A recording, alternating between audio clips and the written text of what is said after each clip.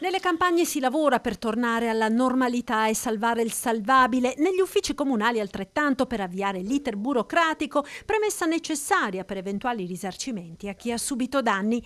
Tromba d'aria del 2 agosto, firmata dai sindaci di San Biagio di Callalta, Salgareda, Monastiere e Zenson di Piave, la richiesta dello stato di calamità naturale da inoltrare alla Regione. Stiamo provvedendo nel formalizzare in modo ufficiale le richieste e per questo mi sono sentito anche con i sindaci di Salgareda, di Zenson di Piave, di Monastiere, proprio per coordinare questa cosa in modo unitario. Predisposti anche gli avvisi alla cittadinanza che verranno affissi nelle bacheche comunali ma anche diffusi via social e sui siti dei comuni con le indicazioni da seguire per chi ha subito danni in seguito al passaggio della tromba d'aria che ha devastato quest'area della Marca. Invitiamo assolutamente a fare dei report fotografici e anche dei report descrittivi di quelli che possono essere stati i danni subiti. Attenderemo che la Regione ci dia istruzione per come raccogliere tutti questi materiali e poterli poi aprire le pratiche e rigirarli direttamente alla Regione per gli atti o per le procedure